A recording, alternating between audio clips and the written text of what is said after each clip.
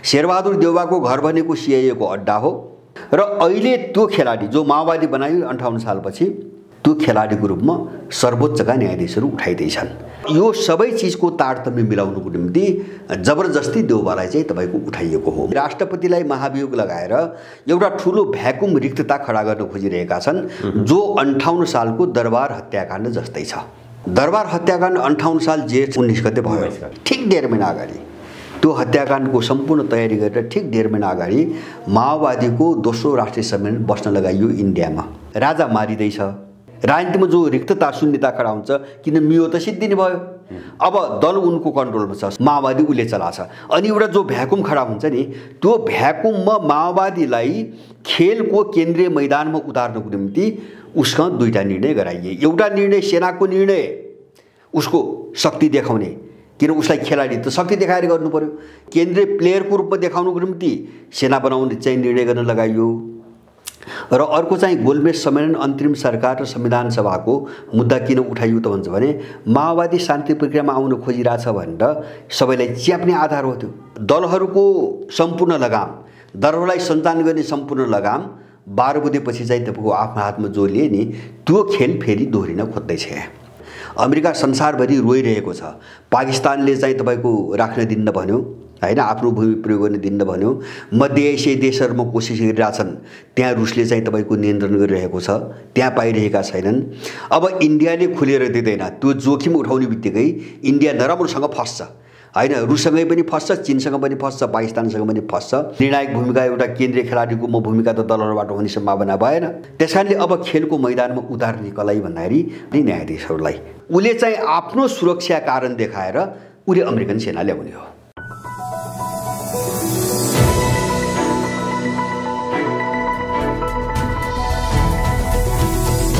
हिमाल online TV. पछिल्लो नेपालको राजनीतिक घटनाक्रम, यसले सम्भावित निम्ताउन सक्ने दुर्घटना र गन्तव्यको विषयमा कुराकानी गर्नका लागि राजनीतिक विश्लेषक तथा त्रिमूल नेपालका अध्यक्ष भरत दाहाल हुनुहुन्छ। ताई स्वागत छ यहाँलाई। हजुर धन्यवाद। सर्वोच्च अदालतले गरेका 3 वटा फैसलाहरू, केपी ओलीलाई हटाएर शेरबहादुर देउवालाई प्रधानमन्त्रीमा नियुक्त गर्न परमादेश जारी गर्नु, सांसदहरूलाई दलीय हुइप नलाग्नु र राष्ट्रपति हुँदाहुँदै संसदको बैठक सभामुखले नै बोलाउन सक्ने गरी अधिकार दिनुलाई, पहिलो कुरो त अदालतले यस्तो प्रकारको निर्णय गर्न मिल्छ कि मिल्दैन? सर्वोच्च अदालतले यस प्रकारको फैसला गर्नुको पछाडिको रहस्य के छ? त्यहाँबाट सुरुवात गरौँ। धन्यवाद। मैले पहिले जस्तो तपाईले उठाएको कुरोमा जानुभन्दा अगाडि म दुईटा कुरा स्पष्ट गर्न चाहन्छु। मैले धेरै पटक चाहिँ दोहोर्याउँदै आएका दुईटा कुराहरू छन्। मैले तपाईसँग पनि भनेको थिएँ। पहिलो कुरा त के हो भन्छ भने यो अहिले यहाँ भएका दलहरू र राज्य प्रणालीलाई प्रयोग गरेर विदेशी शक्तिहरूले, इन्डो पश्चिमा शक्तिहरूले नेपालमा जे गर्न खोजिरहेका थिए त्यसमा एउटा गत्यावरोध आयो हैन। उनको निम्ति त्यो सहज भएन। जस्तो 12 बजेपछि संविधान जारी हुँदासम्म एउटा खेल भयो, एक खालको खेल भयो, एक खालका मुद्दाहरू भए। अब संविधान जारी भइसकेपछि पनि उनले नेपाललाई जहाँ पुर्याउन खोजेका थिए त्यो मिसन पुरा भएन। त्यो के कारणले भएन भन्छ भने नेपालभित्र जो बाह्य शक्ति सन्तुलन हो हैन, जस्तो अब सिनो रसियन एउटा ब्लकको रूपमा आयो हैन, जस्तो रसियन र चाइनिजहरू, एउटा युरो अमेरिकन ब्लक भयो, एउटा इन्डियन ब्लक भयो। अब यो जो त्रिपक्षीय शक्ति सन्तुलन हो यो हिजोको तुलनामा धेरै उल्टियो र जस्तो हिजो इन्डियनहरूको एकाधिकार थियो, शक्ति सन्तुलन इन्डियनहरूको पक्षमा झुकेको थियो। पछिल्लो कालमा अमेरिकनहरू आए हैन, चिनियाहरू पनि आए। अनि त्यो पहिले संविधान जारी हुनुभन्दा अगाडिको शक्ति सन्तुलन खलबलियो र जो नयाँ शक्ति सन्तुलन बन्यो त्यसले गर्दाखेरि कुनै एउटा शक्तिले यहाँको दलालहरूलाई अगाडि हाँक्ने खालको परिस्थिति बनेन। त्यसले चाहिँ एक खालको गत्यावरोध खडा गरिदियो हैन। गत्यावरोध भने कस्तो हुन्छ भने जस्तो दलहरूबाट पनि यिनको काम सहज ढङ्गले नहुने भयो हैन। जस्तो एमसीसी तपाईको एमालेमा विवादित भयो, माओवादीमा विवादित भयो। अब कांग्रेसमा संस्थागत रूपमा विवाद नभए पनि व्यक्तिगत रूपमा त्यो पनि विवादित भयो। अब यो विवादित किन भयो भन्छ भने त्यो पावर ब्यालेन्स जो बाहिरका शक्तिहरूको छ नि त्यसको असर सबैतिर पर्यो र अब त्यसको छाया राज्य प्रणालीमा देखियो र अब राज्य प्रणालीले पनि त्यसलाई निकास दिन सकेन। त्यसकारणले अब यो गत्यावरोधको जुन अवस्था आयो नि पछिल्लो कालमा यसलाई कसरी फुकाउने भनी यिनको टाउको दुखाइको विषय हो। त्यसकारणले अब त्यसको निम्ति अब नयाँ खालको समीकरण नबनाइकन अब यो निकास पुग्दैन भन्ने उनले निष्कर्ष निकाले र नयाँ समीकरणको खोजीमा लागे। अहिले त्यसको निम्ति अब सबै दलहरूलाई तोड्न जरुरी थियो। अहिले किन भन्छ भने जस्तो आफ्नो अनुकूल नभएको कितालाई साइड लगाएर आफ्नो अनुकूलको किता खडा गर्ने, काङ्ग्रेसभित्र त्यही गर्ने, माओवादीभित्र त्यही गर्ने, एमालेभित्र त्यही गर्ने, राप्रपाभित्र त्यही गर्ने र अब सबैतिर जो आफ्ना अनुकूलका दलालहरू छन् उनलाई एक ठाउँमा ल्याइकन चाहिँ तपाईँको सरकार बनाउने एउटा प्रक्रिया सुरु भयो। एउटा त्यो चिज चाहिँ यहाँ देखिएको छ सर्वोच्चको फैसला। अब म अलिकति त्यसलाई पछि जोडुला।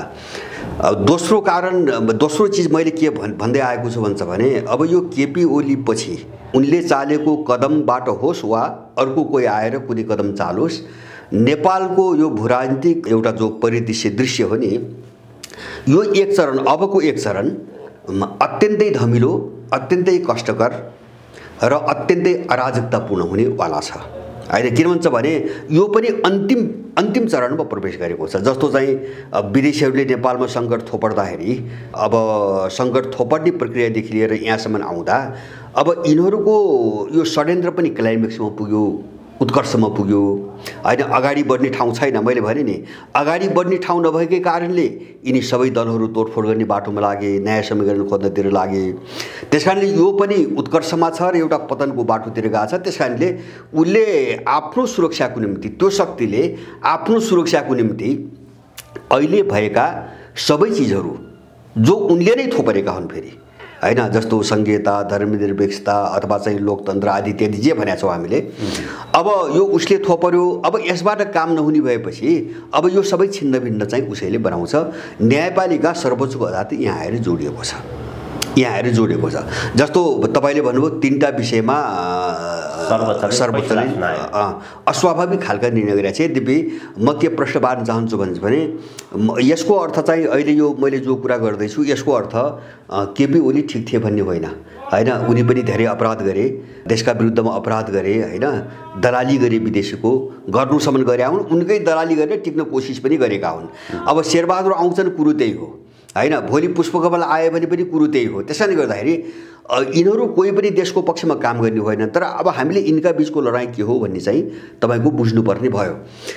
र केपी ओलीबाट मैले भने नि केपी ओलीबाट कोसिस उनले नगरेका होइनन्, केपी ओलीबाट काम अगाडि बढेन र उनका अगाडि ग्लोबल्ली हेर्दाखेरि, वैश्विक रूपमा हेर्दाखेरि अहिले साम्राज्यवादी शक्तिहरूका अगाडि अत्यन्तै ठुला चुनौतीहरू आएका छन् अगाडि होइन। अब यहाँ पनि त्यही स्थिति छ नेपालभित्र पनि। त्यसकारणले यसलाई समयमै समाधान खोज्न सकिएन भने त जस्तो अफगानिस्तानमा उनीहरूको अवस्था जे भयो, इराकतिर जे भइरहेको छ अथवा चाहिँ तपाईँको अन्तदेशमा जे भइरहेको छ नेपालमा पनि त्यही हालत आउँछ। त्यसकारणले गर्दाखेरि आफ्नो काम छिटोभन्दा छिटो गर्ने भन्ने डिजाइनमा उनीहरू गए र सर्वोच्चको फैसलामा ध्यान दिन लायक केही कुराहरू छन्, अत्यन्तै केही कुराहरू। मैले चाहिँ यिनको चरित्रको मात्रै चाहिँ चित्रण गर्न खोजेको। एउटा कुरा त के भन्छ भने शेरबहादुर पहिलो कुरा सर्वोच्चको निर्णयको पहिलो कुरा शेरबहादुर देउपा प्रतिनिधि सभा चाहिँ तपाईँको बिउदा आएर त्यहाँबाट बहुमत हासिल गर्ने कुरा थिएन। माग के थियो? परमादेश जारी गर्ने भन्ने माग थियो। हामीले यो बुझ्नुपर्छ। परमादेश एकैपटक सर्वोच्चबाट शेरबहादुरलाई टीका लगाउने माग किन भयो त भन्छ भने शेरबहादुरको बहुमत पुग्दैन थियो होइन। जस्तो संसदमा जस्तो अहिले माधव नेपालहरू फुट्ने हुन् कि जुट्ने हुन् अझै पनि निश्चित छैन। अब महन्त ठाकुरहरू केपी ओलीसँग जोडिएका छन्। अब यो दुईटा किता चाहिँ अलग गर्ने हो भने शेरबहादुरको बहुमत पुग्दैन। त्यसकारणले गर्दाखेरि शेरबहादुरको संसदमा पुगेर चाहिँ मतदान गरेर शेरबहादुरको चाहिँ बहुमत पुग्दैन। तर शेरबहादुरलाई नल्याइ नहुने पनि छ। गर्ने के त भन्दाखेरि हो त्यसको निम्ति परमादेशको माग गर्न लगाइएको हो। यिनले माग गरेको होइन, माग गर्न लगाइएको हो। जसरी पनि शेरबहादुरलाई प्रधानमन्त्री बनाउने एउटा पाटो। दोस्रो पाटो सर्वोच्च अदालत यो निर्णयपछि एउटा राजनीतिक खेलाडीको रूपमा बाहिर आएको छ होइन। जस्तो प्रधानमन्त्री नियुक्त भनेपछि योभन्दा चाहिँ लज्जास्पद, योभन्दा घृणित काम चाहिँ केही पनि हुँदैन। किन भन्छ भने अब यसका पछाडिको उद्देश्य मैले के देख्छु भन्छ भने जो राजनीतिक पावर भन्छौँ नि हामी, राजनीतिक जो शक्ति हो नि, त्यो शक्तिलाई दलहरूको हातबाट खोसेर अदालतमा स्थानान्तरण गरिँदैछ एउटा डिजाइन अन्तर्गत, हैन? किन अब यो त नजिर भयो, अदालतले प्रधानमन्त्री नियुक्त गर्न पाउने भएपछि यो त नजिर भयो। अब भोलि पनि यही गर्छ। अब भोलि यो सङ्कट त बढ्दै जान्छ, लक्षण त देखा परिहाल्यो। त्यसकारणले सबै राजनीतिक फैसला सर्वोच्च अदालतबाट गराउँदै जाने एउटा नजिर उनीहरूले स्थापित गरे, हैन? यसमा दुईटा कुरा, एउटा चाहिँ शक्ति स्थानान्तरणको प्रक्रिया हो यो, हैन? दोस्रो चाहिँ अब तपाईँको के हो भन्छ भने जसरी पनि शेरबहादुरलाई ल्याउने हो, परमादेश भनेको त्यही हो, हैन? त्यो प्रतिनिधि सभा चाहिँ तपाईँको पुनर्स्थापनाको कुरो मात्रै त्यहाँ छैन, एउटा कुरा। दोस्रो कुरा तपाईँले भन्नुभयो जस्तो राष्ट्रपतिको संसद बोलाउने अधिकार, अदालतले के गर्न खोज्यो एउटा डिजाइनमा अहिले भन्छ भने एउटा दलहरूभित्र ठुलो द्वन्द्वको बीजारोपण गर्थ्यो जानी बुझिकन, हैन? द्वैध सत्ताको अवस्था सिर्जना गर्यो नेपालमा, हैन? जस्तो एउटा सत्ता राष्ट्रपतिको हातमा हुने भयो र अब त्यो बटवारा गरिकन, त्यो कटौती गरिकन उसले त्यही सत्ता चाहिँ सभामुखमा हाल्न पनि दियो। अब यसको उद्देश्य के हो भन्छ भने दुई पक्षलाई लडाउने र भोलि आफ्नो अनुकूल नहुने जो शक्तिहरू छन् नि, जो पात्रहरू हुन्छन्, तिनका विरुद्धमा अर्को चाहिँ तपाईँको पक्षलाई प्रयोग गरेर जाने अदालतको नीति त्यस्तो देखिन्छ, हैन? जस्तो अब भन्नुहोस् न, अब संसदीय अधिवेशन गर्दाखेरि मानव राष्ट्रपतिले चाहिँ बोलाइदिएन, हैन?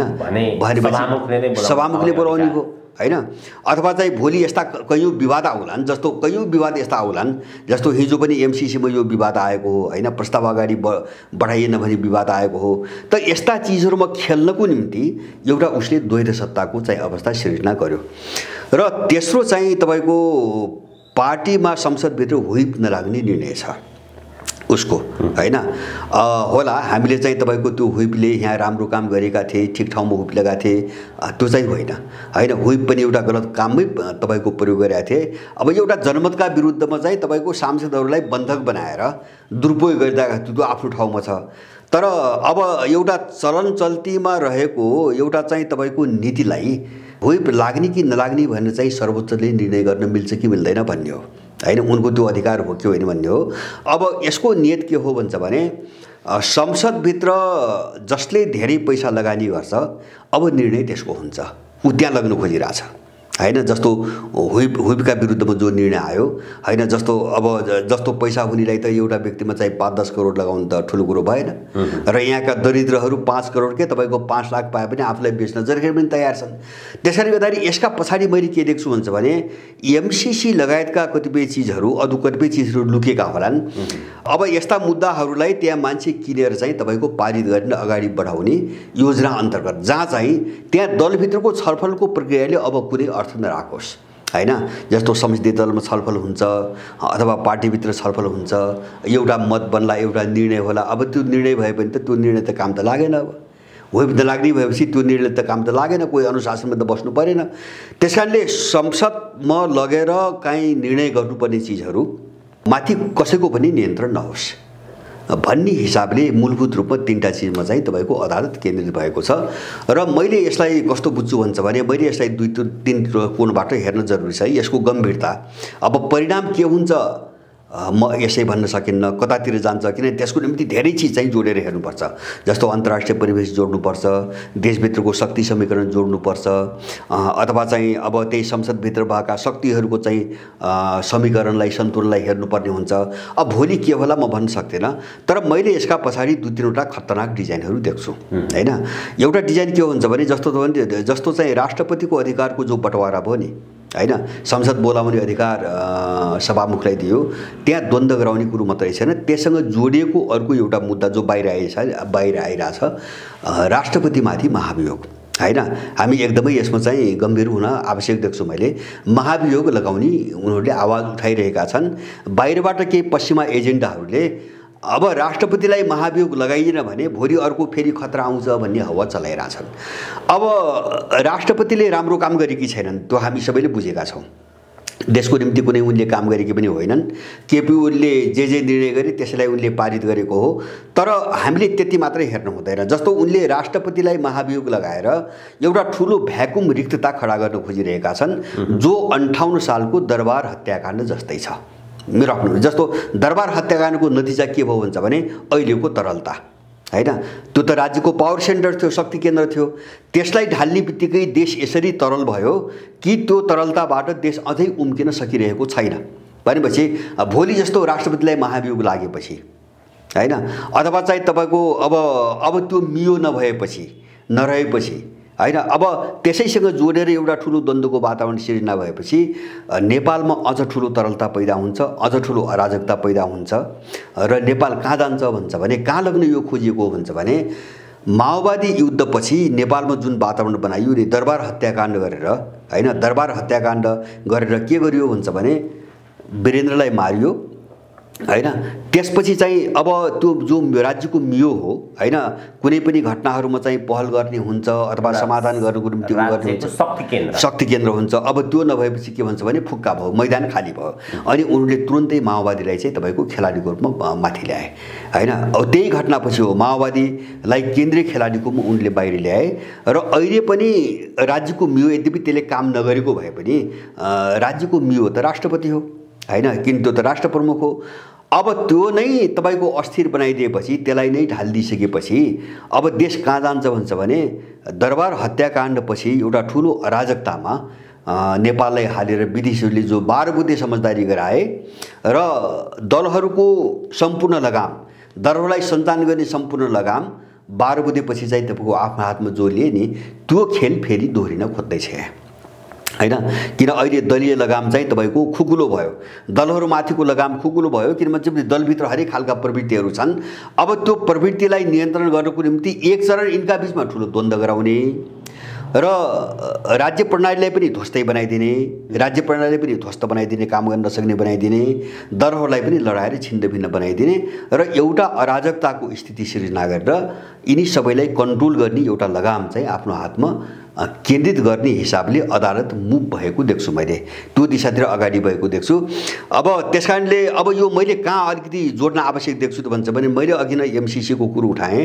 हामीलाई डर र हामी सचेत हुनुपर्ने कुरा कहाँ छ भन्छ भने त्यस्तो स्थिति आयो जस्तो चाहिँ भन्नुहोस् न यिनी सबै प्रावधानले एमसीसी पारित भयो भने हुन्छ के हैन, हुन्छ के। जस्तो अहिले पश्चिमाहरूलाई समस्या के हो भन्छ भने मैले भने अफगानिस्तानबाट हटाएको सेना अथवा चाहिँ इराकबाट चाहिँ उनीहरू अब हट्ने मानसिकतामा गइरहेछन्। अब उनले त्यहाँबाट निकालेको सेना राख्ने ठाउँ पाइरहेका छैनन्।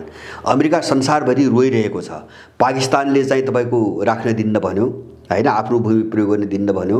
मध्य एसियाली देशहरूमा कोसिस गरिरहेछन्, त्यहाँ रुसले चाहिँ तपाईको नियन्त्रण गरिरहेको छ, त्यहाँ पाइरहेका छैनन्। अब इन्डियाले खुलेर दिँदैन, त्यो जोखिम उठाउने बित्तिकै इन्डिया नराम्रोसँग फस्छ हैन, रुससँगै पनि फस्छ, चीनसँग पनि फस्छ, पाकिस्तानसँग पनि फस्छ। त्यसकारणले उनको सेना राख्ने कहाँ, जस्तो चीनको जो घेराबन्दी उनीहरू गरिरहेछन् नि त्यसको निम्ति उनीहरू सेना राख्ने कहाँ हो, त्यसैको निम्ति आएको एमसीसी। मैले तपाईसँग 1.5 वर्ष अगाडि नै भनेको छु। किन त्यसको निम्ति मैले एमसीसी किन भनिरहेको छु त भन्छ भने त्यो सम्झौताको प्रावधान अनुसार एमसीसीलाई स्वायत्त बनाउने प्रावधान छ। संसदबाट पारित गरेर एमसीसीलाई स्वायत्त बनाउने, स्वायत्त बनाएपछि नेपालको कानुनले उसलाई चाहिँ भेट्दैन, ऊ स्वतन्त्र संस्था हुन्छ। त्यसपछि त्यही सम्झौतामा अर्को प्रावधान के छ भन्छ भने एमसीसीले बाहिरको कुनै अर्को पक्ष चाहे संस्था होस् चाहे चाहिँ देश होस् सँग हैन कुनै पनि प्रकारका सम्झौताहरू गर्न सक्छ, नेपालले त्यसलाई रोक्न सक्दैन। हो त्यही प्रावधान समातिकन उले चाहिँ आफ्नो सुरक्षा कारण देखाएर उले अमेरिकन सेना ल्याउने हो हैन। उले अमेरिकन सेना त्यही बनाउँछ, अफ्रिकामा त्यही गरे उनीहरू हैन, अफ्रिकामा त्यही गरे, अब श्रीलङ्कामा त्यही विवाद हो। त्यसकारणले गर्दाखेरि एमसीसीलाई स्वायत्त बनाउने जो प्रावधान छ नि त्यो प्रावधान अन्तर्गत अमेरिकनहरू यहाँ पस्न खोजिरहेका छन् र यो सबै चिजको तारतम्य मिलाउनुको निम्ति जबरजस्ती देउबालाई चाहिँ तपाईको उठाइएको हो मैले बुझेको सारमा।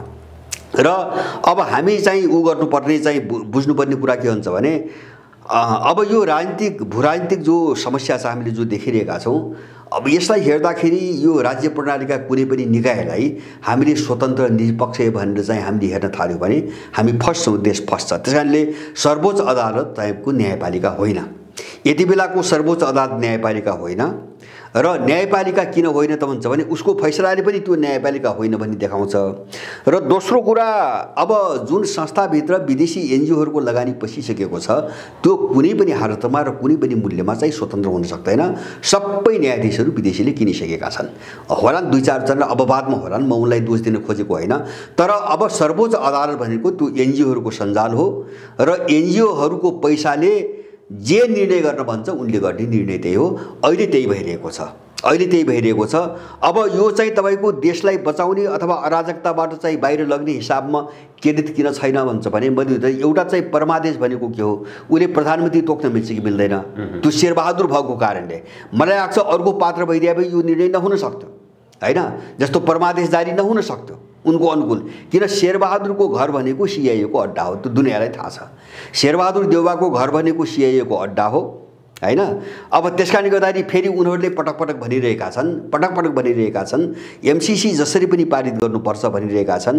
अस्ति भर्खरै पनि हामीले देख्यौँ त्यो संसारभरिका 500 पार्टीहरूको जो एउटा भर्चुअल संवाद थियो चीनले आयोजना गरेको, त्यसमा पनि उनी गएनन् हैन। अब उनले आफ्नो चाहिँ पोजिसन त्यसरी देखाइरहेछन्, पोजिसनको कुरा अरे। अब चिनिया राष्ट्रपतिले दिएको निमन्त्रणा अनुसार पनि उनी चीन भ्रमण गएनन् र 2 वर्ष अगाडि उनी चाहिँ तपाईको गोवामा, सायद गोवा हो कि बम्बई हो, दलाई लामाको प्रधानमन्त्रीसँग सँगै बसेर फ्री तिब्बतको एउटा कार्यक्रममा पनि सहभागी भएर आएका मान्छेहरू हुन्। माने उनीहरूले प्रष्ट रूपमा सङ्केत दिइरहेका छन्। त्यसैले गर्दाखेरि अब यस्तो चिज देख्दा देख्दै परमादेश भनेर त्यही व्यक्तिलाई चाहिँ नाम किटेर जो सर्वोच्च अदालतले निर्णय गर्यो नि, यो निर्णयका पछाडि ठ्याक्कै अमेरिकन मिसनले काम गरेको छ। अमेरिकन मिसन हो, यसमा हामी भ्रम पर्नु हुँदैन भन्ने चाहिँ मेरो भनाइ छ। खेल जसरी अघि बढेको छ, शेरबहादुर देउवा प्रधानमन्त्री भइसकेका छन्, संविधान अनुसार 30 दिनभित्रमा उनले विश्वासको मत लिनुपर्ने हुन्छ। अबको खेल चाहिँ जस्तै शेरबहादुर देउवाले विश्वासको मत पाउने सम्भावना कति छ? यो बीचमा कस्ता प्रकारका खेलहरू हुन सक्ने सम्भावना हुन सक्छन्? अब यस्तो छ, अब दुईटा डिजाइन ख्याल गर्नुपर्छ। जस्तो एमसीसी लगायतका प्रकरणहरू पारित हुने सम्भावना भयो भने हैन, त्यसको निम्ति त बहुमत चाहियो हैन। जस्तो माधव नेपाललाई फोडेर अथवा महन्त ठाकुर अहिले छ नि, अब यहाँ बजारमा चाहिँ ठुलो पैसाको चाहिँ प्रस्ताव गइरहेछ भने हल्ला आइरहेछ। अब यकिन के हो मलाई थाहा छैन हैन। जस्तो अरबौं खर्च गरेर मान्छे किनेर संसदमा बहुमत पुर्याउने, एमसीसी पारित गर्ने एउटा पाटो भयो हैन। यो पनि उनीहरूको खेलभित्रको एउटा पाटो भयो हैन। तर यससँग जोडिएको अर्को पाटो छ जो सर्वोच्चको निर्णयसँग जोडिएको छ। त्यो पाटो भनेको के हुन्छ भने अहिलेसम्मको तस्बिर हेर्दा, अहिले आजका दिनसम्मको तस्बिर हेर्दा एमालेको पक्षमा बहुमत छ। महन्त ठाकुरको पक्ष त त्यही छ। महन्त ठाकुरको पक्षसँग जोड्दाखेरि बहुमत तपाईको चाहिँ एमाले पक्षमा छ, जो प्रतिपक्ष बनाइएको छ। र अल्पमत जोसँग चाहिँ तपाईको मतै पुग्दैन। जस्तो माधव नेपाल र महन्तहरू जोड्ने हो भने माधव नेपाल त फुट्या त छैनन् अहिले। अब दुईटा पक्ष जोड्ने हो भने बहुमत चाहिँ तपाईको एमालेतिर छ, त्यो प्रतिपक्ष छ। जसँग संसदमा मात्रै पुग्दैन त्यो बहुमत के अरे सत्तामा छ। अब यसको अर्थ के हो भन्छ भने द्वन्द्व बढ्छ, चुनाव हुँदैन।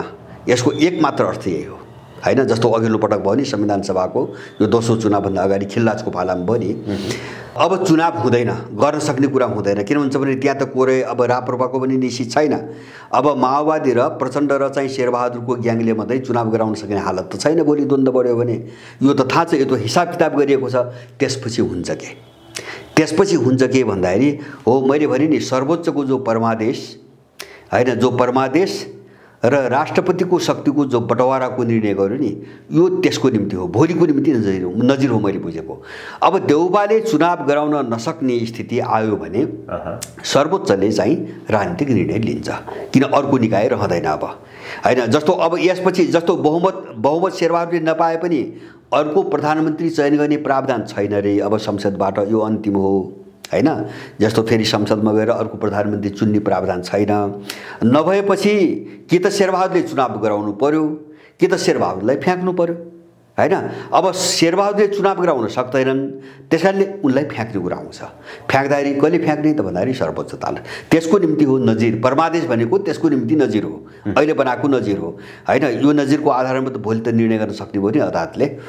र अब त्यसको निम्ति भोलिको त्यो परिस्थितिको निम्ति राष्ट्रपतिलाई कमजोर गराउनुको निम्ति उसले द्वैध सत्ताको अवस्था सिर्जना गरिदियो हैन। राष्ट्रपतिको शक्ति चाहिँ तपाईँको टुक्राइदियो र राजनीतिक नियुक्त गर्ने एउटा अधिकार लिएर चाहिँ नजिर बनाएर बस्यो। यो दुईटा निर्णय कहाँबाट भइरहेछ भन्छ भने शेरबहादुरबाट चुनाव हुँदैन भन्ने कुराबाट भइरहेछ हैन। चुनाव हुँदैन भन्ने कुरा भइरहेछ। त्यसकारणले यहाँ दुईटा सिन देख्छु मैले, दुईटा दृश्य। एउटा चाहिँ तपाईँको जस्तो मान्छे किनेर संसदमा बहुमत बनाएर एमसीसी लगायतका जति पनि एजेन्डाहरू छन् तिनी पारित गर्ने चाहिँ एउटा खेल भयो। पहिलो प्रयास चाहिँ त्यो, पहिलो प्रयत्न त्यो हो, पहिलो प्रयत्न त्यो हो।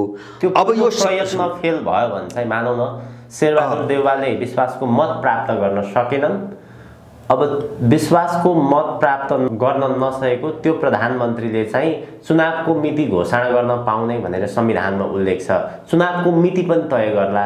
यदि उनले विश्वासको मत प्राप्त गर्न सकेनन् भने चुनाव हुने स्थिति देखिएन भने चाहिँ त्यस्तो स्थितिमा के होला भन्ने जो एउटा जिज्ञासा होइन। त्यस्तो स्थितिमा होइन, त्यो प्रश्नै छ। जस्तो अब संसदले पनि अब अर्को प्रधानमन्त्री चयन गर्न नपाउने, जस्तो यो अहिले 76-5 के भनिरहेछ नि, यो अन्तिम हो भनेपछि अब संसदबाट प्रधानमन्त्री चयन हुन पनि नसक्ने भएपछि अनि शेरबहादुरले पनि चुनाव गराउन नसक्ने भएपछि गर्ने के? विकल्प त चाहियो नि त, निकास त चाहियो। यिनकै भाषाको निकास पनि चाहियो। त्यो निकास भनेको अर्को प्रधानमन्त्री नियुक्त गर्ने। कसले गर्ने? संसदले नपाउने, गर्ने कसले त? संसदको औचित्य सकिन्छ होइन, सिद्धियो। संसदको औचित्य सिक्यो। अब संसदले नपाउने भएपछि गर्ने के त भन्दाखेरि गर्ने सर्वोच्च अदालतका न्यायाधीश हो। त्यसको निम्ति बनाएको नजिर हो परमादेश। त्यो भोलिको निम्ति देउबाबाट चुनाव हुँदैन भने थाहा छ सबै यिनीहरूलाई।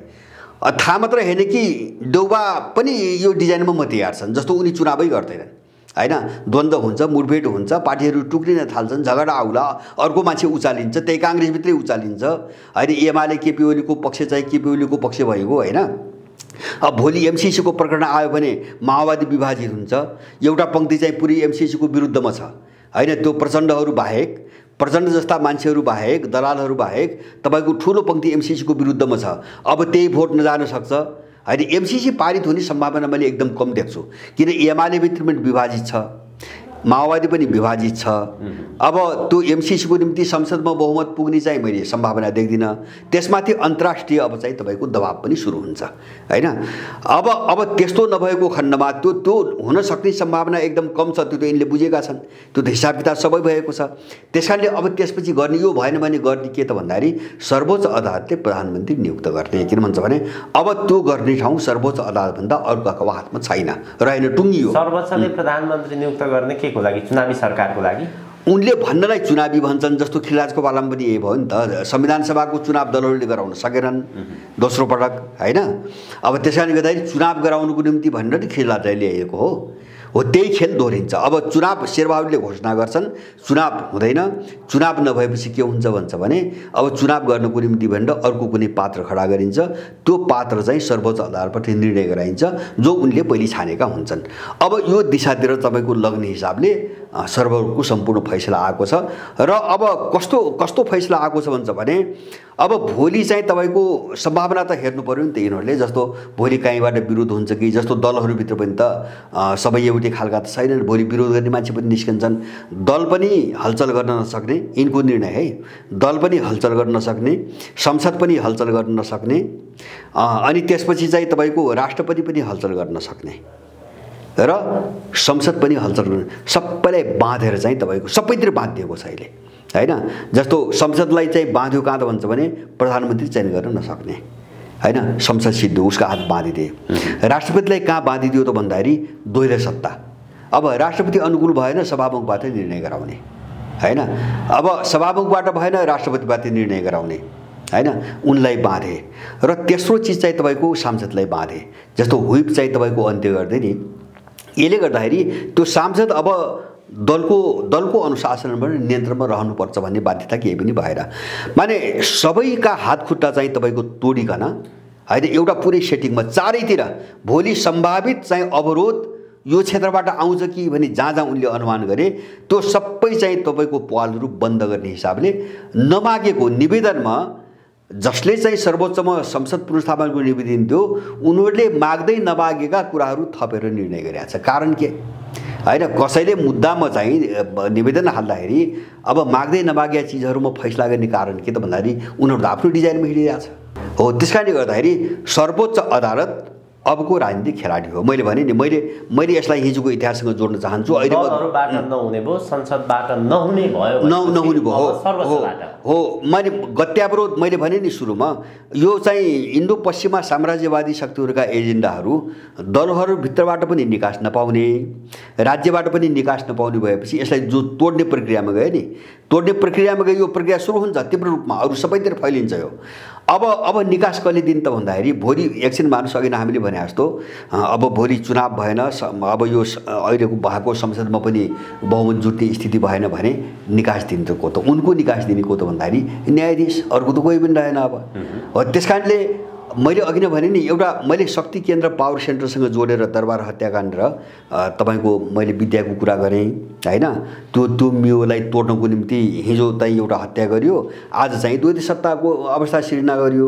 अब यो चिजलाई अर्को कुन पाटोमा तपाईँको जोडेर हेर्न एकदमै जरुरी मैले देख्छु भन्छ भने, जस्तो माओवादीलाई के मैले भने नि दरबार हत्याकाण्ड भयो, सुन्नुहोस् है, एउटा घटना ठ्याक्कै त्यही घटनाक्रम यहाँ चाहिँ तपाईँको परिदृश्य देखा परिरहेछ। दरबार हत्याकाण्ड 58 साल जेठ 19 गते भयो, ठिक 1.5 महिना अगाडि त्यो हत्याकाण्डको सम्पूर्ण तयारी गरेर ठिक 1.5 महिना अगाडि माओवादीको दोस्रो राष्ट्रिय सम्मेलन बस्न लगाइयो इन्डियामा। राष्ट्रिय सम्मेलन भयो र त्यसले चाहिँ तपाईँको दुईटा गजबका निर्णय गर्यो।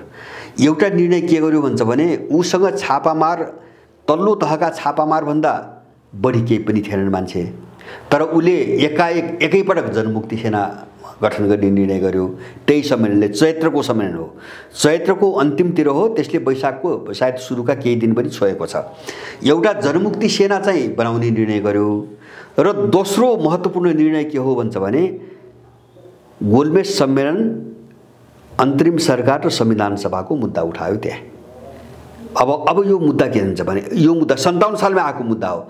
यो दुईटा चिज के हेरिकन निर्णय गराइयो त भन्छ भने, राजा मारिँदैछ, राजा मारिँदैछ केही समयपछि होइन। त्यस कारणले जो भ्याकुम खडा हुन्छ नि राजनीतिमा, जो रिक्तता शून्यता खडा हुन्छ, किन मियो त सिद्धिने भयो। अब दल उनको कन्ट्रोलमा छ, संसदवादी दलहरू उनको कन्ट्रोलमा छ, माओवादी उसले चलाछ। अनि एउटा जो भ्याकुम खडा हुन्छ नि, त्यो भ्याकुममा माओवादीलाई खेलको केन्द्रीय मैदानमा उतार्नको निम्ति उसका दुईटा निर्णय गराइए। एउटा निर्णय सेनाको निर्णय, उसको शक्ति देखाउने, किन उसलाई खेलाडी त शक्ति देखाएर गर्नु पर्यो। एउटा उसलाई चाहिँ केन्द्रीय प्लेयरको रूपमा देखाउनुको निम्ति सेना बनाउने चाहिँ निर्णय गर्न लगाइयो। र अर्को चाहिँ गोलमेज सम्मेलन, अन्तरिम सरकार र संविधान सभाको मुद्दा किन उठाइयो त भन्छ भने, माओवादी शान्ति प्रक्रियामा आउन खोजिरहेछ भनेर सबैलाई च्याप्ने आधार हो त्यो होइन। जस्तो त्यो निर्णय नगरिकन त जनवादको निम्ति चाहिँ युद्ध गरेको पार्टीसँग चाहिँ तपाईँको पार्टीलाई अब संवादमा अगाडि बढाउनु त सम्भव त छैन।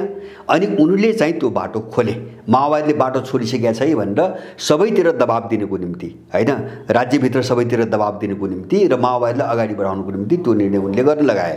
र मैले यसलाई अहिले चाहिँ तपाईँको अहिले जोडेको कहाँ हो त भन्छ भने, हो हिजो दरबार हत्याकाण्डपछि जो प्लेयर माओवादी भयो नि, मैले भने चैत्रमा सुन्नुहोस्, चैत्रमा त्यो निर्णय भएको छ अन्तिममा।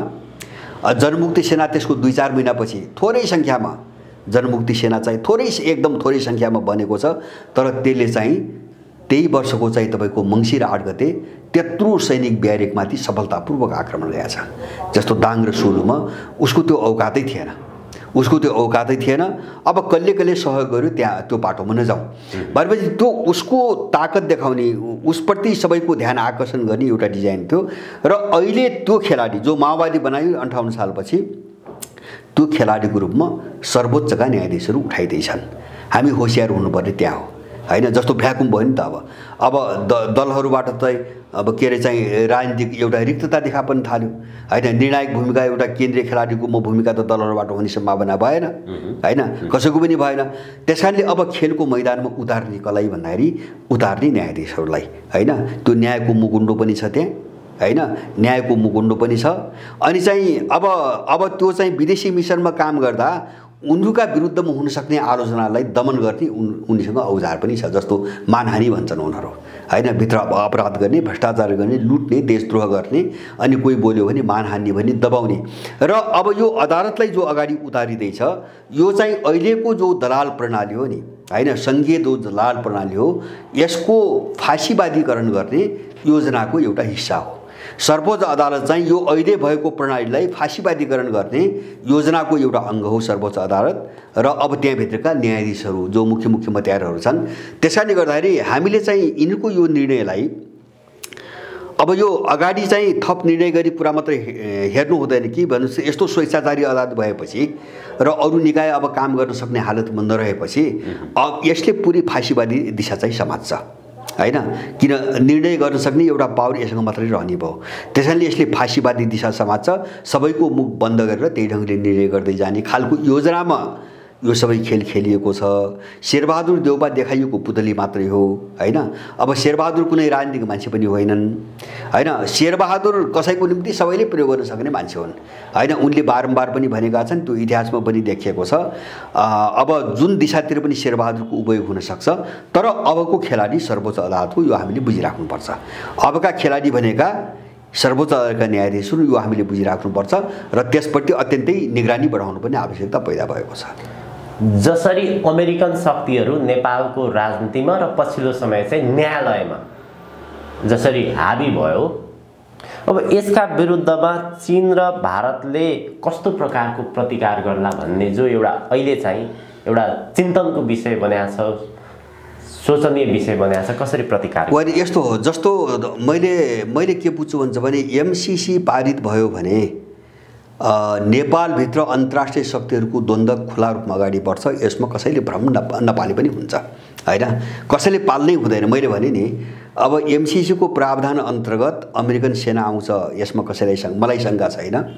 सायद अब कुनै पनि चाहिँ नबिकेको नखाएको मान्छे छ भने ऊ कसैलाई पनि शङ्का छैन। एमसीसी पारित भयो भने अमेरिकन सेना पस्छ, होइन। यो चाहिँ सबैले बुझेको कुरा हो। प्रावधानै त्यही छ, सम्झौतामा प्रावधानै त्यही छ। एमसीसी बोर्डलाई त्यो अधिकार दिएको छ, जो एमसीए नेपाल भन्ने यहाँ बनाएको छ नि, त्यो बोर्डलाई त्यो अधिकार दिएको छ। अब एउटा चाहिँ बाह्य शक्तिहरूको द्वन्द्व खुला रूपमा अगाडि बढ्छ, होइन, जो हामीले अफगानिस्तानमा देख्यौँ, जो इराकमा देखिरहेका छौँ, जो लिबियामा देखिरहेका छौँ, सिरियामा देखिरहेका छन्। किन आफ्नो बचाउमा त अब सबै आउँछ, त्यो इन्डिया पनि आउँछ र त्यो चाहिँ चीन नआउने कुरै भएन। किन भन्छ भने नेपालमा जति पनि यो फोहोर खेल भइरहेछ नि, त्यसको निशाना चीनै हो, त्यस कारणले त्यो नआउने कुरै भएन। अब यहाँनिर कस्तो हुन्छ भन्छ भने जस्तो पश्चिमा शक्तिहरू नेपालभित्र पस्दा इन्डियाले पनि त्यत्तिकै ठुलो चुनौती अनुभूति गर्छ भोलि। उनले त्यो बुझेका छन्। जस्तो उनीहरूको पश्चिमा सङ्घको सहकार्य त के हो भन्छ भने चीनलाई कमजोर बनाउने चीनका विरुद्धमा सहकार्य हो। अब नेपालभित्र पश्चिमाहरू पस्यो भने हामीलाई पनि सिद्ध्याउँछन् भने त उनले त बुझेका छन्, किन त्यो निशाना त इन्डिया पनि हो। खालि अहिले के हो भन्छ भने चीनका विरुद्धमा आफ्नो पक्षमा लिनको निम्ति मात्रै चाहिँ इन्डियालाई के नहो मित्र हो जस्तो उनले प्रस्तुत गरेका छन्। उनको रणनीतिक तपाईँको टार्गेट इन्डिया पनि हो। मैले बारम्बार भन्छु नि, जस्तो यो वैश्विक जो लडाइँ ध्रुवीकरण छ नि, होइन, जो संसारभरिको ग्लोबल ध्रुवीकरण छ, यो विषय हेरेर आर्थिक मोर्चा मात्र होइन, हामीले बाहिर हेर्दाखेरि सरसर्ती त्यो व्यापारमा लडाइँ भएको जस्तो मात्रै देख्छौँ। त्यो आर्थिक लडाइँ पनि छ एउटा मोर्चा, एउटा राजनीतिक मोर्चाको लडाइँ पनि छ, होइन। जस्तो विश्वको चाहिँ राजनीतिक नेतृत्व कसले गर्ने, पावर सेन्टरको बन्ने विश्वको बन्ने छ, र तेस्रो सभ्यताको लडाइँ छ। अब यो तिनटै जोखिम मध्ये तपाईँको के अरे चाहिँ आर्थिक चाहिँ जोखिम र सभ्यताको जोखिममा त इन्डिया पनि छ। ल व्यापारिक जोखिममा पश्चिमाहरूसँग मिल्यो होला चीनको रिसले, होइन, अरू जोखिम त इन्डियाले पनि बेहोर्छ। त्यस कारणले इन्डियन र चाइनिजहरूको यहाँ ध्रुवीकरण हुन्छ मैले त्यस्तो बुझ्छु। दीर्घकालीन हिसाबले अमेरिकनहरू नेपालमा चाहिँ बलियो हुन् भन्ने इन्डियन पनि चाहन्नन्। चीनका विरुद्ध उनीसँग साझेदारी गर्न चाहन्छन्, तर नेपालभित्र अमेरिकनहरूको नियन्त्रण हुने र आफू चाहिँ तपाईँको कमजोर भएर असुरक्षित हुने त्यो चाहना इन्डियनको पनि छैन। त्यसैले तपाईँले भनेको जस्तो एक खालको ध्रुवीकरण अब सुरु हुन्छ। यहाँको भू राजनीतिभित्र एक खालको ध्रुवीकरण सुरु हुन्छ। अब यसमा चाहिँ तपाईँको जस्तो एमसीसी जस्ता कुनै विषयवस्तु आए यताउति गऱ्यो भने त्यो रिएक्सन प्रतिक्रिया अर्को देशले दिन्छ भन्ने कुरा, दिन्छ कि दिन्न भन्ने कुरा यो छलफल गर्ने विषय नै होइन। किन भन्छ भने तिब्बत टुक्र्याउने योजनामा उनीहरू आउने हो। अनि चीनले चाहिँ तपाईँको त्यसको रिएक्सन दिन्छ कि दिन्न, रुसले दिन्छ कि दिन्न भने त यो त सोच्ने विषय नै होइन नि। जस्तो चीनको कुरा मात्र होइन, हिजो भर्खरै हिजो 3 दिनको अगाडि कुरा हो, यो मध्य एसियाली देशहरूको एउटा चाहिँ भेला भइरहेछ, सुरक्षा सम्बन्धी मुद्दामा एउटा भेला भइरहेछ। रसियन विदेश मन्त्रीले त्यहाँ बोले अस्ति भर्खरै 3 दिन अगाडि मात्रै, इन्डो पेसिफिक रणनीति चीनलाई नियन्त्रण गर्ने र रुसलाई कमजोर बनाउने योजनाबाट आएको हो। उनले आफ्नो डकुमेन्ट्समा स्पष्ट रूपले भनेका छन् भनेर त्यो विदेश मन्त्रीले भने, अस्ति मात्रै पनि भने। अब एमसीसीको विषयमा 2 वर्ष अगाडि इन्डियामा भएको जो रायसिना डायलग जो वर्षमा हुन्छ त्यसमा रुसी विदेश मन्त्रीले प्रष्टैसँग भनेका छन् यो चीन घेर्न ल्याइएको रणनीति हो, चीन घेर्ने रणनीति हो भनेर उही बेला प्रष्ट भनेका छन्। कोही पनि अनभिज्ञ छैनन्। त्यसकारण यसको असर नेपालमा पर्छ। तर अब हामीले हेर्ने के हो त भन्छ भने, जस्तो यो अँध्यारो उज्यालो पाटो हेर्दा तपाईँ वर्षौँदेखि भन्नुहोस् न दशकौँदेखि यस्ता अपराधीहरू अथवा चाहिँ यस्तो षड्यन्त्र देशका विरुद्धमा हुँदै आएको यो त गाँजिएको छ। यो चारैतिर चाहिँ तपाईँको यसले त जटिल रूपमा घेरेको छ, गाँजिएको छ। अब यो सम्पूर्ण रूपमा चाहिँ तपाईँको समाप्त हुनुको निम्ति, यो छिन्न भिन्न हुनुको निम्ति यो सङ्कट अझै बढ्छ। मैले त्यही कारणले भने हौँ, किन यो सर्लक्क हामीले कामना गरेर, हामीले भनेर, हामीले अनुरोध गरेर, छलफल गरेर होइन यो सङ्कट समाधान हुने विषय होइन। त्यसकारणले गर्दाखेरि यो साफ हुनुको निम्ति पनि एउटा अर्को घोर सङ्कट, अझ ठुलो सङ्कटको एउटा चरण हामीले पार गर्नै पर्छ। अब हामीले त्यो सङ्कटको चरणसँग अगाडि बढ्दै जुझ्न सकेनौँ भने एउटा खतरा के हो भन्छ भने, जस्तो भन्नुहोस् इतिहासमा यो ठुलो चाहिँ एउटा ठुल्ठुला शक्तिहरूको टक्राउको बिचमा चाहिँ धेरै देशहरूको नक्सा घुमेको छ, धेरै नयाँ नक्सा बनेका छन्। जस्तो पहिलो विश्वयुद्धले पोल्यान्ड जन्मायो, पोल्यान्ड थिएन, पोल्यान्ड जन्मायो। दोस्रो विश्वयुद्धले इजरायल जन्मायो होइन। अब तेस्रो पटक त्यस्तै युद्ध भयो भने अथवा त्यस्तै लडाइँ भयो भने कयौँ देशहरूको नक्सा समाप्त हुन्छ भोलि। अब त्यो खतरा पनि हामी झेलिरहेका छौँ र यो सङ्कटबाट सधैँको निम्ति पार पाउने सम्भावना पनि हामी बोकिरहेका छौँ। अब यो सम्भावना मैले कहाँ लगेर जोड्न खोजेको हुन्छ भने, एउटा त होला एउटा शक्तिको रूपमा कङ्क्रिट हुनुको निम्ति, ठोस हुनुको निम्ति समय लाग्छ, हर चिज लाग्छ होइन। अहिले यत्रो चाहिँ सारा चिज आउँदाखेरि त मान्छे यस्तो अस्तव्यस्त छ, सङ्गठित हुन सकिरहेको छैन। मान्छेमा धेरै खालको समस्या हुन्छ, धेरै तहको समस्या हुन्छ, तर मान्छेले बुझ्दै गएको छ, धेरै बुझ्दै गएको छ। एउटा त नेपालभित्रकै तपाईँको मान्छेको मनोविज्ञान अब यिनको पक्षमा छैन, ठ्याक्कै उल्टिसकेको छ। अर्को योभन्दा महत्त्वपूर्ण पाटो के हुन्छ भने, जो विश्वको जो ध्रुवीकरण हो नि, त्यो ध्रुवीकरण चाहिँ नेपालमा सङ्कट उत्पन्न गर्ने शक्तिहरूको विरुद्धमा चाहिँ अगाडि बढिरहेको छ। उनीहरूको तीव्र रूपमा पतन सुरु भइरहेको छ। जस्तो अफगानिस्तान भनेको दोस्रो भियतनाम हो होइन। भियतनाममाथि लडेर त्यत्रो सैनिक मराएर अमेरिका भाग्नु पर्यो। अफगानिस्तानबाट पनि ऊ भागेकै हो, नसकेर ऊ भागेकै हो। अब इराकमा हान्न सुरु गरे, दिनहुँ चाहिँ तपाईँको अमेरिकन चाहिँ सैन्य बेसमाथि चाहिँ मिसाइल आक्रमण भइरहेको छ र इराकी सरकारले चाहिँ चुनौती दिइरहेको छ। अब उनीहरू त्यहाँबाट निस्कन्छन्, सम्हालिन गाह्रो छ। र अहिले अन्तर्राष्ट्रिय स्तरमा जति पनि मुद्दाहरू बल्झिएका छन्, अमेरिकनहरूले कुनै पनि मुद्दामा आफ्नो हात माथि पार्न सकेका छैन। विगत 5-6 वर्ष यता, अहिले मात्रै होइन, विगत 5-6 वर्ष यता तपाईँको क्रिमिया हेर्नुहोस्, सिरिया हेर्नुहोस्, भेनेजुला हेर्नुहोस्, इरान हेर्नुहोस्, अथवा प्यालेस्टाइनमा चाहिँ तपाईँको इजरायल र चाहिँ तपाईँको हमासको कुरा हेर्नुहोस्, अथवा चाहिँ यही यहाँ एमसीसी यही हेर्नुहोस्। अफगानिस्तान सबैतिर उनीहरू हारिरहेका छन्, किन यो ट्रेन्ड हो, यो प्रवृत्ति हो। यसले चाहिँ उनको एउटा पतनको रफ्तार देखाउँछ, दिशा देखाउँछ हो। यो चिजसँग नेपाल अछुतो छैन। किन अछुतो छैन भन्छ भने, त्यही मिसनमा नेपाल यस्तो बनाइएको हो होइन। उनको जो ग्लोबल लडाइँ भइरहेछ त्यही मिसनमा नेपाल यस्तो बनाइएको एउटा पोइन्ट हो नेपाल। त्यसैले उनीहरू पतन हुने बित्तिकै नेपालमा उनले परिचालन गरेका अपराधीहरू सबैको पतन हुन्छ। त्यो आफै पतन हुन्छ, यिनीहरू आफै ढल्छन्। अब त्यो एउटा निकै राम्रो चाहिँ तपाईँको पक्ष हो। त्यसकारणले गर्दाखेरि अहिले यो जो अदालतलाई प्रयोग गरे नि, यसलाई त हामीले अर्को के कोणबाट बुझ्नुपर्छ भन्छ भने, यिनको अत्यन्तै ठुलो छटपटी र अब चाहिँ नाङ्गो रूपमा अब एउटा गुण्डागर्दी शैलीमा अथवा आफ्नो सारा कट्टु खोलेर नकाब खोलेर अब अन्तिम बचाउमा अब जान सकिएन, यो ढङ्गले चाहिँ जोगाउन सकिएन भने अब केही पनि रहन्न भन्ने टुङ्गोमा उनीहरू पुग्या हो। त्यही कारणले यो बढी नाङ्गो देखिन थाल्यो। नग्नता यसले यिनीहरू कति कमजोर हुँदै गएछन् भन्ने कुरा देखाउँछ हैन। जस्तो अदालत नाङ्गिने, अर्को नाङ्गिने हैन, आफ्नो मर्यादा सबै तोड्ने भने त के हुन्छ भने, जस्तो यहाँ त अब त के भयो हुन्छ भने अदालतको निर्णय हेर्ने हो भने अब यो अहिलेको व्यवस्था पनि छैन, संविधान पनि छैन, संसद पनि छैन, लोकतन्त्र भन्दै यो पनि छैन, त्यो त सबै एउटाले सिज गरिसक्यो हैन। बाहिर बोक्रोमा छ, संविधान पनि छैन। जब संविधानमा प्रावधान नभएका कुराहरू धमाधम अदालतले निर्णय गर्छ हैन, त्यसमा भएका कुराहरूलाई व्याख्या गरेर गर्ने निर्णय एउटा हो। हुँदै नभएका कुराहरूलाई जब निर्णय गर्न थाल्छ भने अब चाहिँ तपाईँको संसद पनि छैन, सबै चिज अन्त्य भइसकेको छ होइन। यो विधिवत रूपमा तपाईँको देखिन मात्रै बाँकी हो, औपचारिक रूपमा देखिन मात्रै बाँकी हो। यो उनीहरूभित्रको सङ्कट हो, हामीले यो बुझ्नुपर्छ। उनीहरूभित्र सङ्कट कति गहिरो भयो र उनीहरू अन्तिम रूपमा आफ्नो शक्ति कसरी लगाउन खोजिरहेका छन् भन्ने कुरा यसले देखाउँछ। यसलाई मैले नराम्रो मान्दैन र यो चरण नझेलिकन, यो एउटा चरण चाहिँ तपाईँको पार नगरिकन नेपालमा यो सफा परिदृश्य पनि देखिँदैन। हामीले बढी आदर्शवादी भएर अब यो भित्रको जटिलता, यो राजनीतिक लडाइँ, विभिन्न फ्याक्टरहरूको लडाइँ र यसले चाहिँ तय गर्ने घुमाउरो बाटो हैन, रूप परिवर्तनको बाटो हामीले नबुझेर हामीले सस्तोमा कुरा गर्नु पनि हुँदैन। मैले एउटै पहिले पनि तपाईँसँग भनेको थिएँ होला, अब यो यिनको पतनसम्मको गन्तव्यको बाटो के हुन्छ त्यो जिगज्याग पनि हुनसक्छ। त्यो भने जस्तो तपाईँ यहाँबाट कोठामा जान थाल्नुभयो भने अब कहिले एउटा रुटको गाडी पक्ड्नुहुन्छ, त्यो पाउनु भएन भने अर्को रुटको पक्ड्नुहुन्छ, त्यो पाउनु भएन भने अर्को रुटको पक्ड्नुहुन्छ। रुट त फरक हुन्छ नि, रुट त फरक हुन्छ तर तपाईँ जाने तपाईँको कोठामै हो, गन्तव्य एउटै हुन्छ। त्यस कारण मैले भने नि, जस्तो केपी ओलीकै पालामा यो सबै भत्ताभङ्ग सङ्कटकालका कुराहरू पनि धेरै आए, त्यो प्रयास नभए पनि होइन हैन। तर उनीहरूभित्रको सन्तुलनले त्यो गर्न सकेन। नसकेपछि अब चाहिँ रुट परिवर्तन गरे उनले, देउबा अगाडि सारे हैन।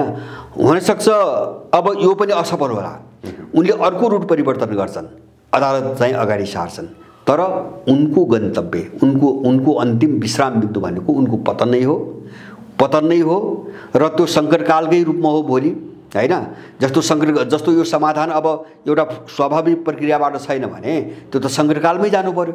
त्यसकारणले गर्दाखेरि उनको बाटो चाहिँ अराजकता र चाहिँ अनिष्टकै बाटो हुन्छ एक चरण, र त्यसको अन्तिम निष्कर्ष यिनीहरूको पतन नै हुन्छ। यसलाई यिनीहरूले रोक्न सक्छन् भन्ने मलाई कतै पनि विश्वास छैन। अब अन्त्यतिर छौँ हामी। जस्तै राष्ट्रपतिको अधिकार कटौती गरिएको छ, भोलि सङ्कटकाल लाउनु पर्यो भने त्यो त मन्त्री परिषदले सिफारिस गरेर राष्ट्रपतिले सेना बोलाउन सक्ने, सेना चलाउन सक्ने अधिकार छ। त्यस्तो परिस्थितिमा मन्त्री परिषदको निर्णयले राष्ट्रपति समक्ष सिफारिस नगरेसम्म सेना चलाउन सकिँदैन के? त अब सेना चलाउन सक्ने अधिकार प्रावधान पनि अब कटौती भएको हो कि यसलाई चाहिँ कसरी लिन सकिन्छ? होइन, जस्तो सेना चलाउन सक्ने, जस्तो अहिले सेनाको परमाधिपति राष्ट्रपति भनिएको छ हैन। अब यो जो संसद बोलाउने जो अधिकार बाँडफाँड दुईतिर गर्यो नि, अब यसले के देखिन्छ भन्छ भने राष्ट्रपतिलाई कमजोर बनाउँदै जाने प्रक्रिया सुरु भयो हैन, अथवा सत्ता उनको हातबाट खोसेर अन्त स्थानान्तरण गर्ने प्रक्रिया सुरु भयो। र दोस्रो कुरा चाहिँ सर्वोच्च अदालतले जो शेरबहादुरको नियुक्ति गर्यो त्यो तपाईँको हेर्दाखेरि भोलि संविधानको अब व्याख्या गरेर सेनाको हकमा पनि यस्तै चाहिँ निर्णय अब गर्दैनन् भन्न सक्ने अवस्था रहेन हैन। जस्तो अब संविधानै नमानेपछि त जे पनि त गर्न सक्ने भए, संविधान नै नमान्ने हो, संविधानमा भएको प्रावधानै हुँदै नभएको प्रावधान समातेर अब हुँदै नभएको प्रावधानको त अन्तर्गत निर्णय गर्ने हो भने त अब भोलि त निर्णय त जे पनि हुन सक्ने भयो हैन। त्यसकारणले यसको चित्र यसै हुन्छ भन्न मैले सक्दिनँ हैन, यसै हुन्छ भन्न सक्दिनँ। तर एउटा चिज के हुन्छ भने मलाई लाग्छ तपाईँले जो उठाउनु भयो त्यसको निम्ति यिनको पहिलो प्राथमिकता महाभियोग हुन्छ। उनले के बुझाएका छन् भन्दाखेरि राष्ट्रपति हाम्रो मिसनको अनुकूल हुँदैन भन्ने उनीहरूलाई थाहा छ। अब बाधक भने चाहिँ राष्ट्रपति होइन, अबको एकदम अब उनीमाथि महाभियोगको कुरै त्यसैबाट आएको छ। जबकि सुन्नुहोस् है, विद्यालय राम्रो काम गरेकै छैनन्, त्यो हामीलाई कुनै शङ्का छैन हैन। देशको केपीले जे सिफारिस गरे त्यही गरिन् हैन। अब जस्तो हामी जस्ता मान्छेलाई त चरम घृणा कहाँ लाग्यो भन्छ भने अब इन्डियनलाई नागरिकता दिनको निम्ति अध्यादेश जारी गरे, कमसेकम त्यहाँ गइसकेपछि त्यो चाहिँ अन्तिम हस्ताक्षर गर्नुभन्दा अगाडि यो पुनर्विचार गरेर त भन्नु पर्थ्यो नि हैन। अब एमालेकै झोली जस्तो भएर चाहिँ देशविरुद्ध उनले काम गरेन्, यो सब हामीले बुझेका छौँ यो सबै हामीले बुझेका छौँ। तर अब हाम्रो नजरमा राष्ट्रपतिको एउटा छवि छ हैन। अब उनका बीचको चाहिँ तपाईँको सरकारको कुरा अर्कै छ। त्यसकारणले अब राष्ट्रपति उनको अनुकूल हुँदिनन् भोलि हैन, त्यो पद उनको निम्ति अनुकूल हुँदैन। त्यसकारणले उसलाई साइड लगाउने एउटा अभियान अन्तर्गत नै महाभियोगको कुरा आएको हो। जबकि यिनीहरूलाई के थाहा छ भन्छ भने मन्त्री परिषदले भोलि शेरबहादुरले गरे पनि त्यही गर्नु पर्ला। मन्त्री परिषदले गरेको निर्णय राष्ट्रपतिले हस्ताक्षर गर्नुपर्छ हैन, किन उनीहरू चाहिँ तपाईँको नोमिनल खालको पद हो हैन, हस्तक्षेप गर्न पाइन्न। संविधानले त्यही भनेको छ। जस्तो अस्ति शेरबहादुरले संविधानको धारा नखोल्या हुनाले म शपथ ग्रहण गर्दिन भने राष्ट्रपतिले सच्याउनु त पर्यो नि, संविधानको धारा त थप्नु पर्यो हैन। जबकि शेरबहादुर देउबा चाहिँ प्रधानमन्त्री भएकै थिएनन् हैन, थप्दिन भन्न पनि त सकिन्थ्यो हैन। गाह्रो छ। त्यसकारणले मन्त्री परिषदले जे निर्णय गर्यो राष्ट्रपतिले त्यसलाई खुला रूपमा अड्काउने, च्यालेन्ज गर्ने अथवा चाहिँ तपाईँको रद्द गर्ने चाहिँ तपाईँको अधिकार छैन, संविधानले दिएको छैन। त्यसकारणले अब सरकारले जे निर्णय गर्यो उनले त्यही चाहिँ सदर गरेको हो। एउटा हामीले हेर्ने बाहिरबाट चाहिँ अनौपचारिक के हो भन्छ भने त्यो पार्टीसँग चाहिँ गलत र अतिरञ्जित खालको निकटता भयो उनको हैन। एउटा राष्ट्रको प्रमुख हो, उनले त देश हेर्नु पर्थ्यो हैन, उनले त देश हेर्नु पर्थ्यो। उनको त देशको पिता भन्नुहोस्, राष्ट्रपिता भन्ने चाहिँ एउटा ठाउँमा उनी बसेकी छिन्। अब त्यो नहेरिकन उनले एमाले केपी ओलीको निर्णय, केपी ओलीलाई अप्ठ्यारो हेर्न थाल्दाखेरि उनी बदनाम भएको हो। अब उनले गर्न सक्ने अरू केही पनि छैन। त्यसकारणले गर्दाखेरि अब जस्तो भोलि चाहिँ तपाईँको अहिले चाहिँ त्यो महाभियोगको कुरो किन आछ त भन्छ भने उनी अब प्रतिकूल भइन् हैन। जस्तो अब केपीको पक्षमा लागि भनेर बारम्बार कुरो उठाइरहेछन्, अब भोलि पनि प्रतिकूल त हुन्छ नि। केही नभए पनि प्रतिकूल के हुन्छ भन्छ भने अब यिनले लगेका कुनै निर्णयहरू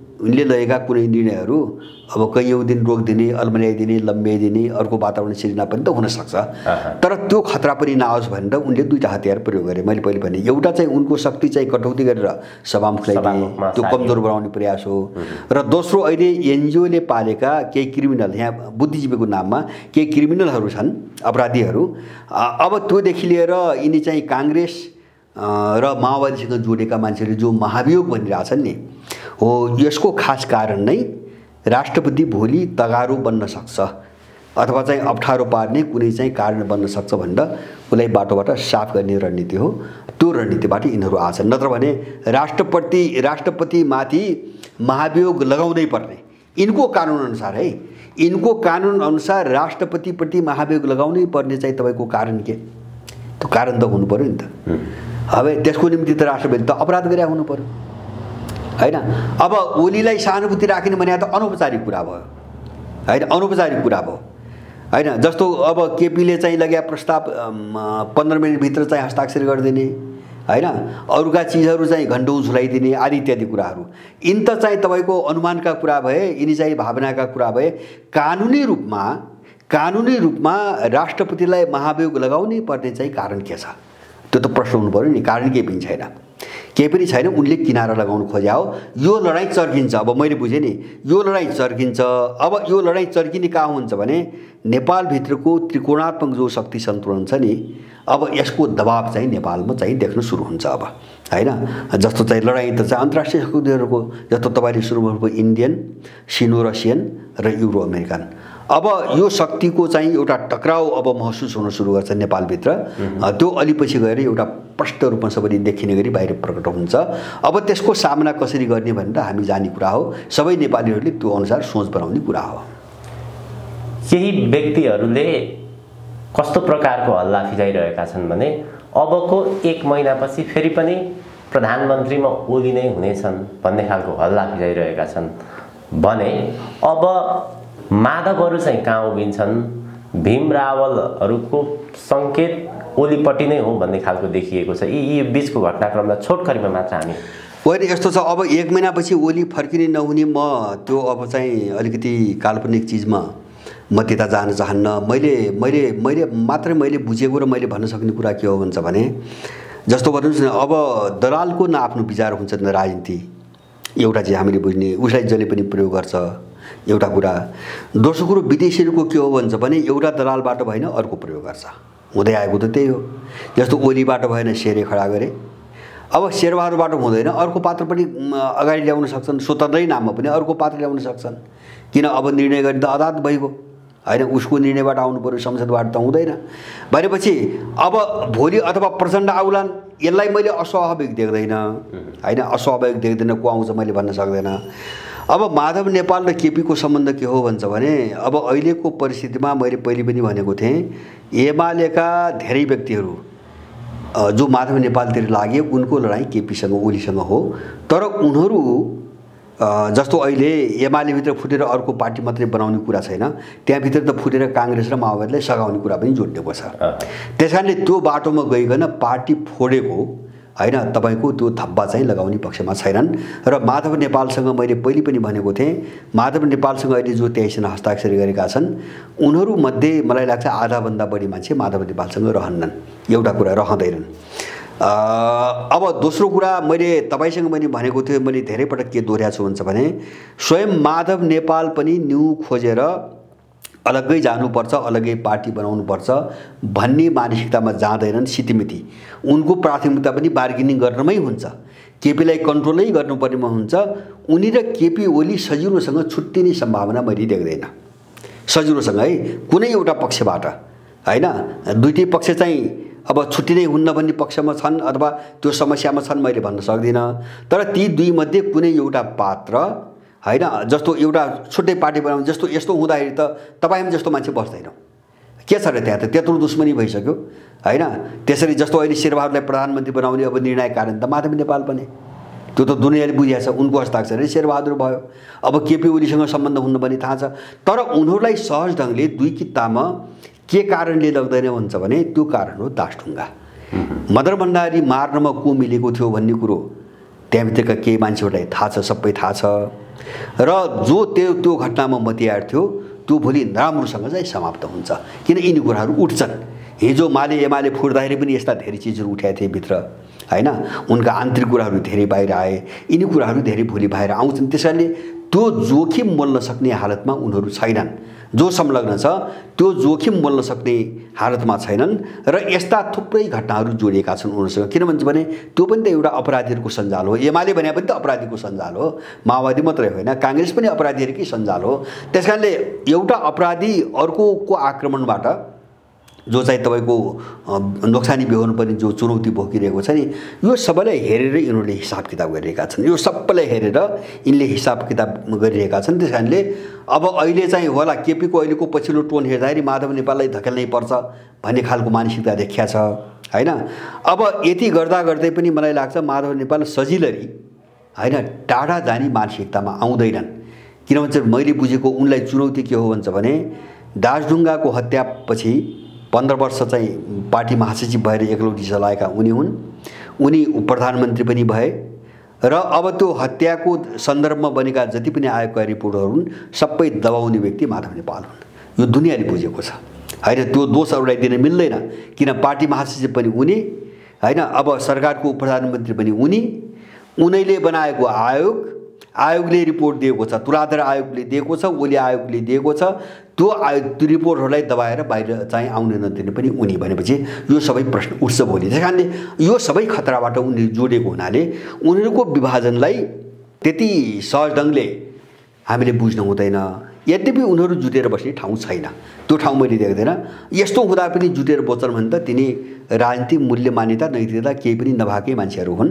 र मलाई लाग्छ यस्ता केही परिवेश र समस्याहरू नभइदिएको भए अहिले मात्रै होइन उनीहरू चाहिँ तपाईँको 1 वर्ष अगाडि नै फुट्थे, किन यो खेल त 1 वर्ष अगाडिदेखि चल्दै आएको छ होइन। अब उनीहरू चाहिँ 1 वर्ष अगाडि नै आफ्नो आफ्नो बाटो तय गर्थे, इतिहासमा भएको नि त। जस्तो 56 सालमा त वामदेवसँग फुटेकै हुन् नि होइन, सहज ढङ्गले फुटेकै हुन् नि, त्योभन्दा अगाडि पनि त यस्ता घटनाहरू भएका हुन्। त्यस कारणले गर्दाखेरि अब यो प्रक्रियालाई चाहिँ उनको अगाडिको जो विकासको प्रक्रिया हो उनको आफ्नै चरित्र के हो, अवस्था के हो, एउटा त्यो पार्ट हो। त्यसपछि यिनलाई चलाउने शक्तिहरूको खेल कस्तो हुन्छ, गेम के हो, उनले गोटी कसरी जान्छन्, त्यो कुरा धेरै हेरेर मात्रै निर्धारण गर्न सकिन्छ। तर चाहिँ एउटा मैले चाहिँ अन्तिममा जोड दिन खोजेको उनीहरू नराम्रोसँग सङ्कटमा फस्दै गएका छन्।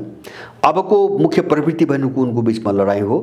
त्यो लडाइँ हिजो चाहिँ तर्क व्यतिक्रम आधारित थियो, अब त्यो लडाईँ सडकमा पुगेको छ।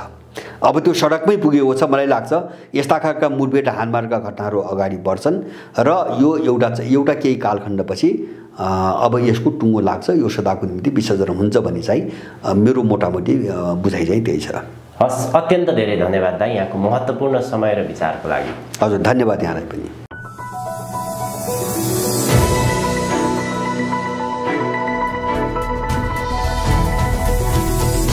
हिमाल अनलाइन टिभी।